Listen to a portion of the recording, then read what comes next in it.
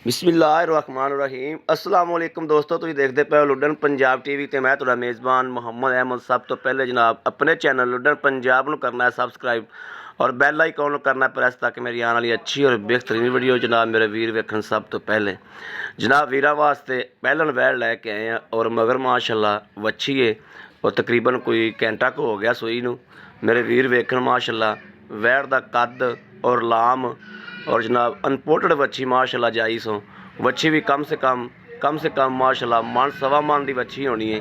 चंगी माशाल्लाह सोहनी खूबसूरत वच्छी माशाल्लाह जम्मी सो और जनाब सूई नूं एक घंटा होया है। बाकी हर चीज़ की तसल्ली करावांगे।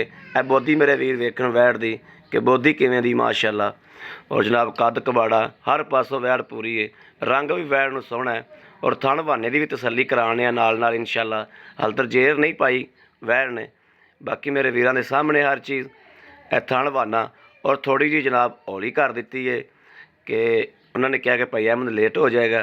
जनाब पहले चो दी थोड़ी को तकरीबन कोई 3 किलो दुध कढ़िया ने और बच्चे नूं भी पाया माड़ा जा। बाकी आ वीरां दी जनाब नज़रां दे सामने आ कि जो भी है ये सापे शीं है, सोना है, मिट्टी है, ये कैमरे की नज़र है। और थण भी जनाब है पूरे मुठ का, लगता पिया इंज जिमें जनाब ये छोटा है लेकिन है पूरे मुठ का है।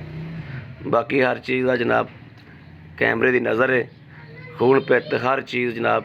और पता है मेरे वीरां नूं कि जानवर जदों सूर पैंदा है उदों थोड़ा जिहा लिचक जाता है, तां वास्ते जनाब थोड़ी जी लगती पई है जिवें डाउन है, लेकिन पूरी है माशाल्लाह। जान शान वाले पासों भी और खून पित वाले पासों भी हर पासों माशाल्लाह पूरी है। और वैसे इनकी डिमांड जनाब 2,55,000 रुपया इनकी डिमांड करता है मालक। 2,55,000 दे विचों प्यार मुहब्बत भी इंशाल्लाह करवा के देंगे। कोई मज़ीद प्यार मुहब्बत इंशाल्लाह विचों करावांगे 2,55,000 दे विचों। बाकी राबता नंबर 0307 00 15 881 0307 00 15 881 इहो जनाब व्हाट्सअप नंबर है, इहो ही राबता नंबर है। और बाकी जनाब किसी भी वीर भरा नूं जनाब चाहिए हो राबता कर सकते हैं इस नंबर पर।